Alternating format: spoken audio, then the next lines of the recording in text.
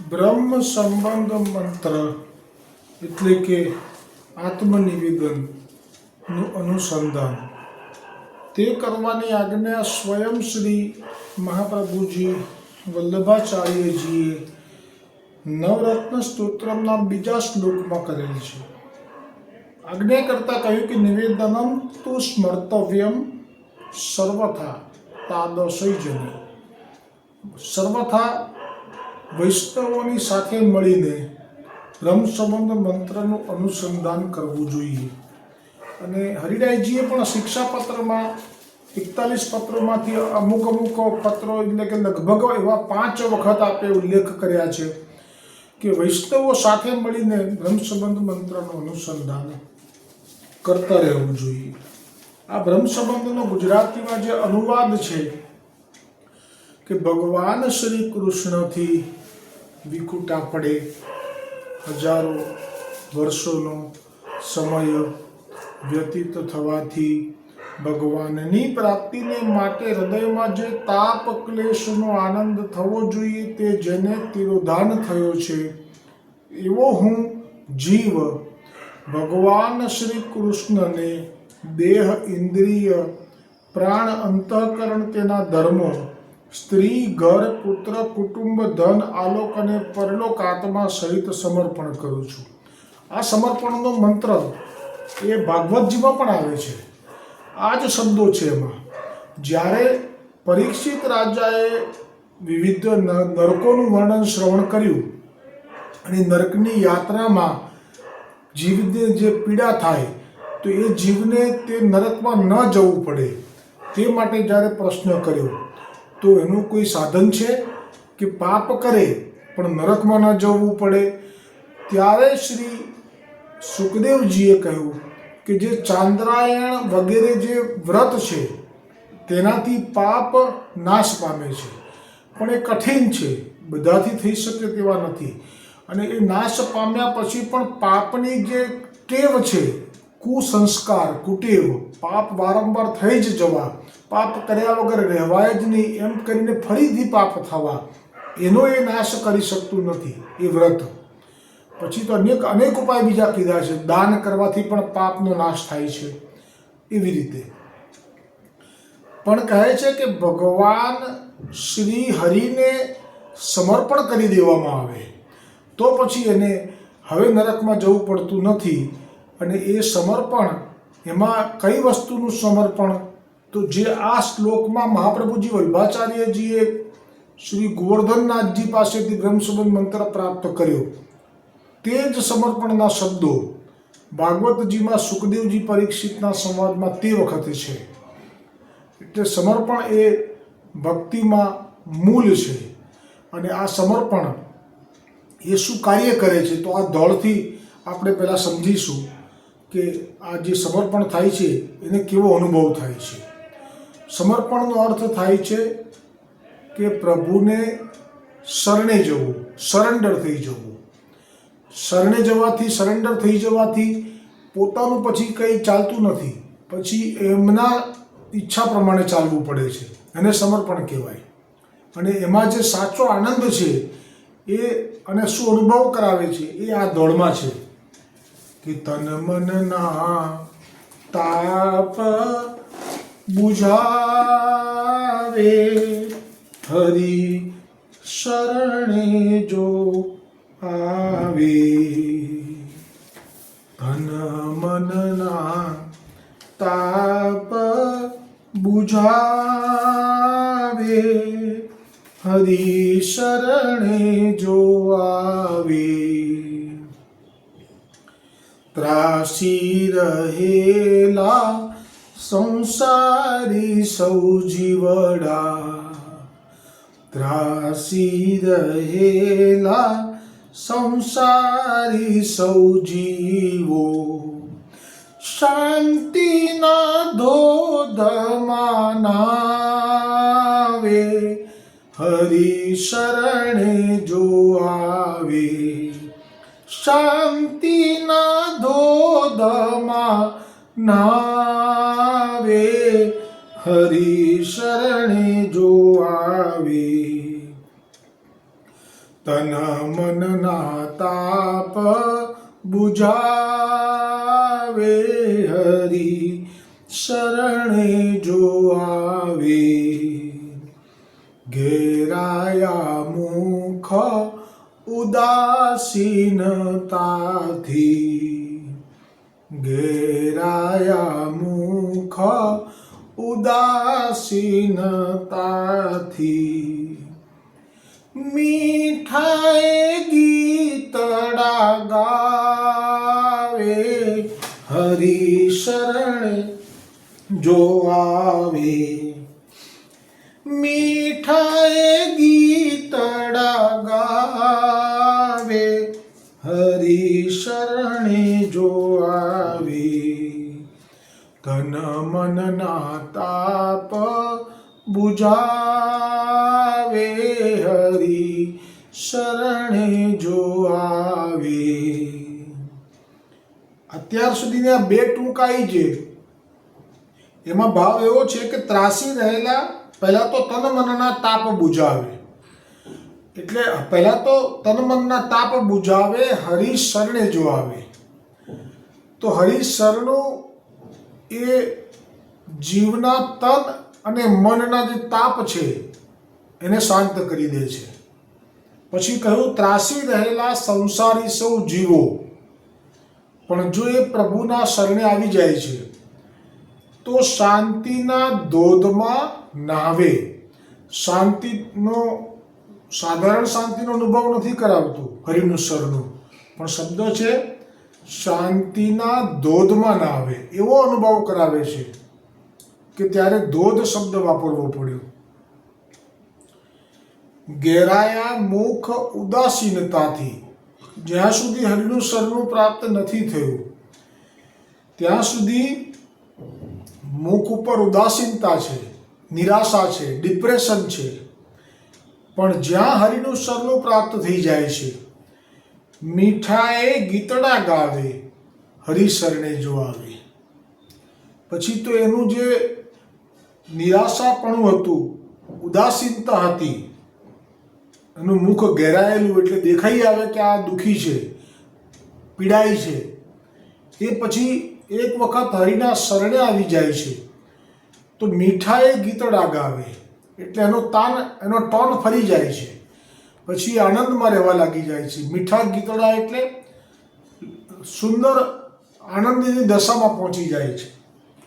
હવે જે છે ટૂંક, એમાં તો જે હરિના શરણે નથી આવ્યા, પછી ભલે એમની પાસે બહુ બધું ધન છે, ક્યાં તો કોઈ બહુ મોટી પદવી છે, ક્યાં તો રૂપવાન છે, વિદ્યાવાન છે, ક્યાં તો શક્તિવાન છે, પરંતુ જો હરિના શરણે નથી આવ્યા તો પછી એનું જે મૃત્યુ છે એ નિશ્ચિત આવું થવાનું. કેવું કે માથું કૂટી કૂટી મૃત્યુને ભેટે, માથું કૂટી કૂટી મૃત્યુને ભેટે. પરંતુ જે હરિના શરણે આવી ગયા છે તો પછી એનું મૃત્યુ આવું નહીં થાય તો પછી કેવું થશે? મૃત્યુ તો છે જ, નિશ્ચિત છે, આવ્યા એ જવાના. પરંતુ હરિના શરણે આવ્યા પછી હસતા મુખે એ તો જાવે હરિ શરણે જો આવે. કે હસતા મુખે એ તો જાવે હરિ શરણે જો આવે. તન મનના તાપ બુઝાવે હરિ શરણે જો આવે. પુષ્ટિ પ્રભુ કેરું શરણું છે એવું, વલ્લભ પ્રભુ કેરું શરણું છે એવું. અભય પદવી એ તો પાવે હરિ શરણે જો આવે. અભય પદવી એ તો પાવે હરિ શરણે જો આવે, તન મનના તાપ બુઝાવે. હરી શરણે જો આવે, તન મનના તાપ બુઝાવે. હરી શરણે જો આવે. આ જે શબ્દો છે એમાં ત્રાસી રહેલા સંસારી સૌ જીવડા. એવું કેમ કીધું કે ત્રાસી રહેલા સૌ એટલા માટે કે જ્યાં સુધી હરિનું શરણું પ્રાપ્ત થતું નથી ત્યાં સુધી એ ત્રાસી રહેલા એટલા માટે કીધા કે ભલે એમની પાસે બધું જ છે, મેં કહ્યું એમ રૂપ છે, વિદ્યા છે, ધન છે, શક્તિ છે, પણ સાચું સુખ શેમાં છે એની ખબર નથી. એટલે તે વસ્તુ મળ્યા પછી પણ એમને તો દુઃખનો જ અનુભવ થાય છે. જ્યારે મળે ત્યારે થોડો ક્ષણ માટે તો એવું લાગે છે કે ના બસ હવે સુખ મળી ગયું. દ્રવ્ય જ્યારે નથી હોતું અને પ્રાપ્ત થઈ જાય છે તો એમ જ લાગે છે કે બસ હવે સુખ થઈ ગયું. પણ તે દ્રવ્યથી પણ સાચું સુખ તો નથી મળતું. એવું જ બધામાં સમજવું, વિદ્યા, રૂપ, શક્તિમાં. અને એ પશુ સમય થાય એટલે એનો નાશ પણ થઈ જાય છે. રૂપ, વિદ્યા, ધન, શક્તિ આ બધું એક વખત સમય આવી જાય છે પછી નાશ થઈ જાય છે. એટલે ત્રાસી રહેલા કહ્યું. સાચું સુખ ના મળે ત્યાં સુધી તો ત્રાસી રહેલા સંસારી સૌ જીવો શાંતિના ધોધમાં ના આવે. ક્યારે? હરિના શરણે આવે. હરિના શરણે આવવા માટે મહાપ્રભુજીએ તો ગોવર્ધનનાથજીની આજ્ઞા જ થઈ ગઈ હતી ગોલોકમાં. મુખારવિંદથી પ્રગટ થયા ત્યારે જ કે શું આજ્ઞા છે? તો કે અમારા જીવો આવી રીતે ત્રાસી રહ્યા છે. દિનકર શેઠને જે રીતે કોઈ કથાકારને ધન આપી દે અને પિતા એને મારે, 3 દિવસ ભૂખ્યા તરસ્યા, આ જ કહેવાય ત્રાસી રહેલા. પુષ્ટિમાર્ગીય જીવો માટે ત્રાસ એટલે આવો ત્રાસ કહેવાય કે જે પોતાના અનુભવ પ્રમાણે જે સુખ પહેલાં હતું લીલાનું એ તરફની ગતિ, પણ એમાં પહોંચવા માટે કોઈ જ સાધન નહીં કે કોઈ આચાર્ય પણ નહીં. 4 આચાર્યો ભૂતલ પર છે, 4 સંપ્રદાય છે. એક શિવજીએ પ્રગટ કરેલું રુદ્ર સંપ્રદાય, સનકાદીઓએ પ્રગટ કરેલું હંસ સંપ્રદાય, બ્રહ્માજીએ પ્રગટ કરેલું બ્રહ્મ સંપ્રદાય, રામાનુજાચાર્યજીએ પ્રગટ કરેલું શ્રી સંપ્રદાય કે નારદજીએ પ્રગટ કરેલું, લક્ષ્મીજીએ પ્રગટ કરેલું શ્રી સંપ્રદાય. પણ કોઈ સંપ્રદાયમાં એવું સામર્થ્ય નહોતું કે આ જે ત્રાસી રહેલા લીલાના જીવો છે એમનું કોઈ તાપ બુઝાવી શકે. તન મનનો તાપ બુઝાવવાનું સામર્થ્ય કોઈનામાં નહોતું. અને સામર્થ્ય નહોતું એવું ના કહેવાય, સામર્થ્ય કોઈને આપ્યું જ નથી મહાપ્રભુજીએ, સ્વામિનીજીએ. કેમ કે આ પૂર્ણ પુરુષોત્તમના લીલા વિહારમાં પ્રવેશ કરવા માટે જો આપ અધિકાર કોઈને આપી દે તો પછી આપનો જે પ્રેમ છે પૂર્ણ પુરુષોત્તમને કંઈ ના થવું જોઈએ. મારું જે થવું હોય એ થાય. સ્વામિનીજીનો ભાવ છે પુષ્ટિ ભાવ, જેને કારણે આપ કોઈને નથી સોંપતા પદ, એ આ જ કારણ છે, બીજું કંઈ કારણ નથી. કે મારું નિજનું જે થવું હોય એ થાય. મારા ઠાકોરજીને કંઈ ના થવું જોઈએ. સગા ભાઈ હતા, વૃષભાનુથી પ્રગટ્યા હતા શ્રીદામાં, રમતમાં રમ્યા છે કે જે હારે એ ઘોડો બને. ભગવાન હાર્યા લીલામાં, ભક્તો માટે આપ હારે છે પણ ખરા. એમની ઉપર શ્રીદામાં ચડ્યા ઘોડો કરીને. બાળ લીલા છે, 5-10 વર્ષના હશે. આ વાત સ્વામિનીજીને કહી કોઈએ કે તમારા ભાઈ ચડ્યા, ઘોડો થયા. સ્વામિનીજીએ શ્રાપ આપી દીધો. એ જ થયા સુથાર. અડેલનો સુથાર 84 વૈષ્ણવની વાર્તા વાંચજો, એમાં વર્ણન કર્યું છે હરિરાયજી, ગોકુલનાથજી. મારા ઠાકોરજીને કંઈ ના થવું જોઈએ, મારું જે થવું હોય એ થાય. આવો આપનો અનન્ય પ્રેમ છે. એટલે આપ ઠાકોરજીના લીલા પરિક્રમા કોઈને પ્રવેશ કરવો હોય તો પહેલાં આપની કૃપાથી જ એ પ્રવેશ થઈ શકે છે. એટલે કહ્યું કે ત્રાસી રહેલા સંસારી સૌ જીવો શાંતિના ધોધમાં ના આવે. એક વખત મહાપ્રભુજી આવી રીતે પ્રગટ થઈ ગોવર્ધનનાથજીની આજ્ઞાનું સ્વીકાર કર્યો. ભૂતલ પર આપ ખુલ્લા ચરણે 3 પરિક્રમા 4 ઋતુમાં કરવી, છતાં પણ આપને હર્ષનો પાર નથી. આપને ગોવર્ધનનાથજીની આજ્ઞા છે અને આપ જ છો સ્વામિનીજી, અને આપના એ જીવોને પાછા લઈ જવા છે. એટલે આપે હર્ષ પરિક્રમા કરી છે, ક્યાંય ભારેપણું નહીં, ચિંતા નહીં, દુઃખ નહીં, કશું જ નહીં, ખૂબ પ્રસન્નતાથી. પણ પછી આ કાર્ય કર્યું, સોંપી દીધા. જીવને સોંપે છે ગુરુ હરિચરણમાં, લાવે છે માયાનો અંત હરિચરણમાં, શ્રીજી ચરણમાં સોંપી દીધા. પછી તો ઘેરાયા મુખ ઉદાસીનતાથી, પણ હવે તો એ મીઠા ગીતડા ગાવા લાગ્યા. જે લોકો ભ્રમ સંબંધ નથી લેતા, દૈવી તો છે, ખબર છે કે અમે દૈવી છીએ, ખબર પણ પડી ગઈ છે કે ભ્રમ સંબંધ લેવો જ જોઈએ, તો જ અમારું કલ્યાણ છે. આજે પણ એવા છે. મેં કીધું ને, મારે એક મિત્ર જે પોલીસ ઇન્સ્પેક્ટર છે, એ પોતા વૈષ્ણવના ઘરમાં જ જન્મ્યો છે, એના માતા પિતા બધા વૈષ્ણવ છે. પ્રભુની કૃપાથી એના લગ્ન જેની સાથે થયા, એ અમારા સંબંધીની દીકરી છે, બહુ નજીકના સંબંધી છે અમારા, એમની દીકરી છે, એ પણ દૈવી છે. આટલો સુંદર યોગ છે એને કે પતિ પત્ની બંને દૈવી. પોતે આજે પણ પોતાનું જે કર્મ છે પોલીસનું, ઇન્સ્પેક્ટરનું કઠોર, એ નથી કરી શકતા. હવે અત્યારે હાલ ચાલુ છે કે નહીં, જોબ કદાચ છોડી બી દીધી હશે, પણ આ જ કાર્ય કરે છે. સતત મહાપ્રભુજી ગુસાઈજીના જયકારા બોલાવી અને બધા સત્સંગોનો લાભ લોકોને આપવો, એ જ એમનું ચિત્તવૃત્તિ છે. સતત રાધાજીની ધૂન બોલાવવી અને સત્સંગ કર્યા કરવું. પણ મેં એમને કહ્યું કે તમે બ્રહ્મ સુમન લઈ લો, તો કહે છે કે ના, અત્યારે નહીં, સમય આવશે એટલે લઈશું, અમારે પાળવું જ છે. પાછી એમ બી આપણને સામેથી સમજાવે કે અમારે પાળવું જ છે. આમાં પાળવાની આજ્ઞા બધાને નથી કરી. જેમને માથે ઠાકોરજી પધરાવે પછી પાળવું પડે, પણ બ્રહ્મ સંબંધ તો લઈ લેવો જોઈએ. કેટલા બધા વૈષ્ણવ નિષ્કિંચન જે હતા, અમુક તો સંપન્ન પણ હતા. કેમ આ ખરબૂજાવાળા શેઠનો પ્રસંગ જે ગઈકાલે વિરામ પામ્યો, એના પિતા તો શેઠ જ હતા, પણ ક્યાં પધરાયા ઠાકોરજીને? એમાં ક્યાંય લખ્યું નથી અંદર કે પાળતા હતા. એટલું જ લખ્યું છે કે સત્સંગ કરતા હતા નિત્ય. રૂપચંદ નંદાને ત્યાં આવે, સત્સંગ મંડળી થાય એટલે બેસી જાય, પછી ઊભા થઈને ચાલ્યા જાય. એ સિવાયનું એમનું જીવનનું કેવી રીતની દિનચર્યા હતી એનું વર્ણન નથી. શા માટે પછી સેવક નથી થતા? આ એટલા માટે કહું છું કે જો સેવક નથી થયા અને દૈવી છો, તો તમે કોઈ પણ માયાના ત્રાસથી બચી શકતા નથી.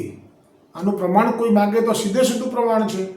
દેવીનો દરવાજો ઉતારી લાવ્યો છે વૈષ્ણવ, એ જ વૈષ્ણવની બાજુમાં જ રહેતા હતા. તે દેવીના મંદિરના પૂજારી બ્રાહ્મણ હતા બંને, એ પણ દૈવી હતા, એમને ખબર નહોતી. આ લોકો દૈવી હતા. અહીંયા રાત્રિએ વરસાદ અચિંતો પડ્યો, લાકડા પલળી ગયા. એ પછી મોડી રાત્રિએ વૈષ્ણવો આવ્યા. વૈષ્ણવો પગપાળા યાત્રા કરતાં કરતાં મોડા પડ્યા હશે, તો મોડી યાત્રા આવ્યા. પણ વૈષ્ણવો મારા ઘરે આવ્યા એટલે અમે તો આનંદનો પાર નથી. હવે વૈષ્ણવને લેવડાવવું છે, પણ છે નહીં કશું, લાકડા બધા પલળી ગયા છે. હા, એવો ક્રમ બતાવ્યો છે એ પ્રસંગમાં કે ઠાકોરજી સહન કરીને પોડી જાય, પછી મધ્યરાત્રે જો વૈષ્ણવો આવે ને એમને સમર્પિત લેવડાવવું હોય તો ઠાકોરજી તો બીજે દિવસે સેવા થશે રાજભોગમાં, તે વખતે ધરવામાં આવશે. હવે તો બપોરે તો મધ્યરાત્રે લેવડાવવું છે, સવારે તો એમને વિદાય થવું છે આગળની યાત્રા માટે, ગોકુલ માટે. તો હવે શું કરવું? એનું પણ સમાધાન છે સત્સંગમાં, એ વાર્તા પ્રસંગમાં, કે ભાગવતજીના પુસ્તકને મધ્યરાત્રિએ ભોગ ધરીને લેવડાવ્યું. તો પણ આ લાકડા પલળી ગયેલા હતા, તો પછી કેવી રીતે સામગ્રી સિદ્ધ કરી? તો ત્યારે આવ્યું કે એ પત્નીને કહે છે કે તું તૈયારી કર, લોટ બાંધી દે, શાક સમારી દે, દાળ પલાળી દે, હું આવ્યો. અને એ ચાલ્યા. અને માર્ગમાં એ ગામમાં જાગતી જ્યોત એવી દેવીનું મંદિર આવ્યું. અને એ દેવીના મંદિરને એક કિવાડ, એટલે 2 દરવાજામાંથી એક કિવાડ આખું એણે ખોલી ઉતારી લીધું. અને પછી એને કાપ્યું, એના ટુકડા કર્યા નાના નાના. પણ એ જાગતી જ્યોત છે દેવી. આવું કોઈ બીજું કરે તો શું થાય? આગળ પ્રસંગ આવશે. આ તો કોપે તો રાજાને પણ ખાઈ જાય, એટલો પાવર છે એમનામાં, સામર્થ્ય છે વિષ્ણુ ભગવાનનું. પણ આ વિષ્ણુ ભગવાનનો સેવક નથી. વિષ્ણુ ભગવાનનો સેવક હોય તો આવી દૃષ્ટતા કરી જ ના શકે. દૃષ્ટતા શબ્દ વાપરું છું કોના માટે? મર્યાદા માર્ગીની દ્રષ્ટિએ આવી દૃષ્ટતા કહેવાય. પણ આ તો વૈકુંઠના વિષ્ણુ ભગવાન છે, એમનાથી ઉપર ગોલોક છે. બધા જ બ્રહ્માંડોના વિષ્ણુ, મહેશ, બ્રહ્મા ત્યાં અવર જવર કરે છે આજ્ઞા લેવા માટે કે હવે આગળનું માટે આ જેમ કે અધિક માસ ગયો વિષ્ણુ ભગવાન પાસે, તો કીધું કે આ અમારું નહીં ચાલે, આ જવું પડશે ગોલોક. અને ગરુડ પણ બેસાડીને મોકલ્યા છે, પુરાણમાં વાંચી લેજો. એટલે આની પર કશું જોર ના ચાલ્યું દેવીનું. એ દરવાજો ઉતાર્યો, ટુકડા કર્યા, ત્યાં જઈને રસોઈ સિદ્ધ કરી. બાજુવાળી બ્રાહ્મણી કહે છે કે તમારા લાકડા પલળી ગયા છે, મેં જોયા છે. બાજુમાં જ એટલે એક વાડ હોય એટલે દેખાય. તો રાત્રે પછી તમારે રસોઈ એ થઈ, અને રસોઈ થાય તો ગામમાં ખબર પડે, કેમ કે જમાનામાં તો ચૂલો હતો એટલે ધુમાડો થાય. તો કે તમે રાત્રિએ રસોઈ કરી છે, મને ખબર છે, હું જાગી હતી, એકવાર મેં જોયું હતું. તો કેવી રીતે કરી? હવે હમણે ના પાડી હતી પત્નીને કે તમે આ બધી ચોખવટ ના કરતા, પણ પત્નીઓનો સ્વભાવ હોય છે કે એ રાખી ના શકે. એના માટે બી શ્રાપ છે એમને કે તમારા પેટમાં, બિલાડીના પેટમાં ખીર ટકશે નહીં અને તમારા પેટમાં વાત ટકશે નહીં. એટલે એમણે એમની પત્નીએ બીજી બાજુવાળી બ્રાહ્મણની પત્નીને કહી દીધું કે ભાઈ તમે જે આ મંદિરના દેવીના પૂજારી પૂજારણ છો ને, એ જ મંદિરનો દરવાજો મારા ઘરવાળા ઉતારી લાયા અને આવી રીતે કર્યું. દેવી કહે છે તમને, બ્રાહ્મણી કહે છે તમને કંઈ ના કર્યું? તો કે ના. પછી તો હવે આ તો કહે છે કે તો પછી અમે તો પૂજારણ છીએ, આ તો મારો વર તો પૂજારી છે. પછી વિચાર કર્યો મનમાં અને સૂઈ ગઈ. સવારે ઉઠીને આ વાત જાણી. પછી એ સેવાનો જે ત્યાં ટાઈમ થયો મંદિરમાં, ના દેવીના મંદિરમાં જાય એ પહેલાં પોતે જે કંઈ પણ ભોજન સિદ્ધ કરવાનું હતું એ કર્યું નહીં, એમને એમ બેસી રહી. એનો પતિ કહે છે કે એનો પતિ જઈને આવ્યો દેવીના મંદિરે, જે બી સવારની સેવા હોય બધી કરીને આવ્યો. પૂજા શબ્દ વપરાય, પૂજા કરીને આવ્યો દેવીની. કે જે તે રસોઈ કેમ નથી બનાવી? તો કે આ રસોઈ તો હું ત્યારે જ બનાવીશ કે જ્યારે તમે પણ મંદિરનો દરવાજો બીજો ઉતારી લાવો. તો કે હા તો મંદિરનો દરવાજો ઉતારી ગયું છે, કોણ છે? તો કે છે કે આ બાજુવાળા, એમને લાકડા નહોતા, પલળી ગયા તો તમે ઉતાર્યો. આપણી દેવી તો રાંક છે, કંઈ કરતી નથી. તો કે છે ના ના, હો આપણી દેવી તો જાગતી જ્યોત છે. પણ કે લો જુઓ, આ ઉતારીને લાવ્યો બાજુવાળો પડોશી, એને તો કંઈ ના કર્યું.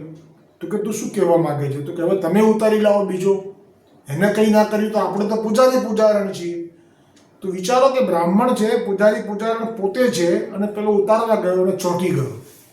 હવે છે દૈવી જીવો, પછી જ્યારે બ્રહ્મસંબંધ થશે પછી દેવી એની સામે જોઈ નહીં શકે, અડી પણ નહીં શકે, જોઈ પણ નહીં શકે. પણ બ્રહ્મસંબંધ નથી થયો એટલે ત્યાં ચોંટી ગયો. આ પ્રમાણ છે કે પુષ્ટિ માર્ગમાં દૈવી જીવ હોવા છતાં જો બ્રહ્મસંબંધ નથી લેતો તો પછી માનજો કે એનો અંગીકાર પણ નથી થયો. એટલે તો બધાનું ચાલે છે એની પર જોર, ત્રાસી રહેલા સંસારી સૌ જીવો. પણ જ્યાં એ ચોંટી ગયો દરવાજાને, એ પૂજારણની પત્ની બ્રાહ્મણી આવી કે ક્યાં ગયા? તો કે જે મોઈ રાણ આ તારા બોલવા પર આવ્યો અને જો આ મારી દશા હું ઉખાડું, લાવ. એ ચોંટી ગઈ. અને હવે આ બે જણાને તો જે રુદંત ચાલુ થયું. દેવીને કહે છે દેવી કૃપા કરો. દેવીએ આકાશવાણી કરી કે જે કે તમે મારો દરવાજો ઉતારી લાવો. તમારામાં એટલી બધી હિંમત આવી ગઈ કે મારો દરવાજો ઉતાર્યો, તમે ઉતારવા ગયા. તો એ વખતે કંઈ બોલી ના શક્યા કે પેલીને તમે પેલાને કેમ કંઈ ના કીધું ને મને કેમ? અત્યારે તો મારો જીવ બચાવવાનો છે, હું બ્રાહ્મણ છું, મરી જઈશ તો આમ થશે તેમ થશે, તમને બ્રહ્મ હત્યા લાગશે ને. આવી રીતે એમને ઇમોશનલ બ્લેકમેલ કર્યા દેવીને. દેવી પણ ગભરાયા કે બ્રાહ્મણ તો છે, જવાબ શું આપીશ વિષ્ણુ ભગવાનને?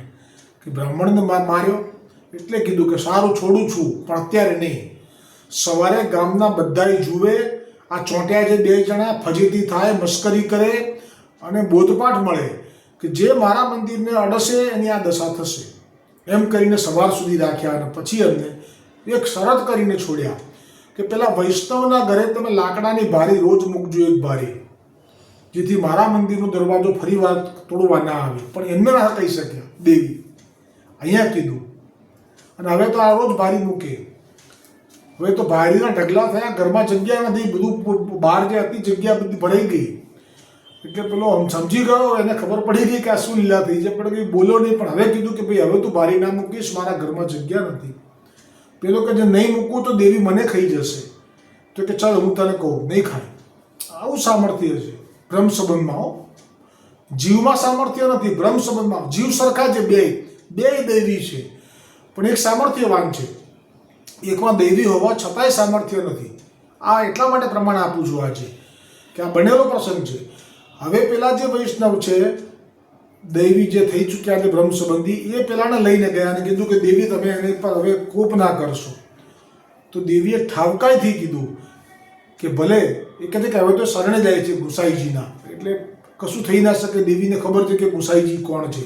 કનોજ્યા સ્ત્રી પુરુષને સાક્ષાત દેવી ઘરે વાતો કરવા આવતી, રોજ રાત્રિએ સાક્ષાત પૂજા કરતો હતો. એણે પણ કહી દીધું હતું કે આ કોણ છે, શ્રી કૃષ્ણ પૂર્ણ પુરુષોત્તમ છે ગુસાઈજી. એવી રીતે આ દેવી જાણે છે કે જ્યાં ગુસાઈજીના શરણે જશે એવું કીધું ને, દેવી ઢીલ પડી ગઈ. દેવી કહે છે પણ જુઓ હવે તમને પણ કહું છું, તમે દરવાજો ના તોડતા ને, મારો આ વિનંતી કરવી પડી.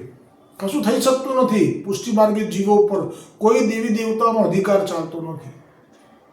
એટલે કહું છું કે ત્રાસી રહેલા સંસારી સૌ જીવડા શાંતિના ધોધમાં ના આવે. એકવાર શરણે આવી ગયો પછી તો શાંતિનો ધોધનો અનુભવ થાય છે. અને ઘેરાય મુખ ઉદાસીનતાથી મીઠાએ ગીતડા ગાવે, માથું કૂટી કૂટી મૃત્યુને ભેટે. જ્યાં સુધી બ્રહ્મસંબંધ નથી થયો, પણ જ્યાં બ્રહ્મસંબંધ થઈ જાય છે, હસતા મુખે તો જાવે. અને પુષ્ટિ પ્રભુ કેવું શરણું છે એવું અભય પદવીને. અને જ્યાં બ્રહ્મસંબંધ લઈને આવ્યો પેલો બ્રાહ્મણ બ્રાહ્મણી, હવે તો દેવીની સામું જોતાય નથી. હવે તો પૂજારી પૂજારણ તરીકે બીજાને નિયુક્ત કરવામાં આવ્યા. આ તો એમના અભય પદને પામી ગયા. એટલા માટે બ્રહ્મ સંબંધનો મંત્ર, એનું અનુસંધાન એ ખૂબ જરૂરી છે. કોઈ ભય ના રાખશો. આજે પણ મેં નજીકમાં હમણાં જ બ્રહ્મ સંબંધ કરાવેલો છે એક બેનને, હમણાં જ. અને એ બેનના આવે છે આજે ફોન પર વાતચીત થઈ અને મને કે મારે આજે બહુચર માતાના દર્શનનો નિયમ છે ને, એટલે આજે મારે જવું પડશે. એટલે મારાથી ગુસાઈજીએ કોઈ નથી કીધું કે તમે કેમ આ રામચંદ્રજીના દર્શન કરવા અયોધ્યા ચાલ્યા ગયા. હા જાઓ, મારા ઠાકોરજી તો બધાના મનોરથ પૂરા કરવા તૈયાર છે.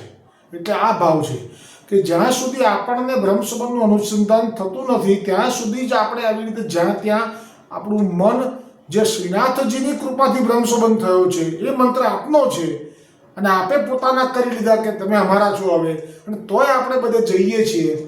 તો આ એક એવી બાબત છે કે જેમાં મારે બહુ ચર્ચા ના થાય. ગોવર્ધનનાથ કી જય હો, બ્રહ્મ સંબંધ મંત્ર કી જય હો, ગોવિંદ ઘાટ કી જય હો.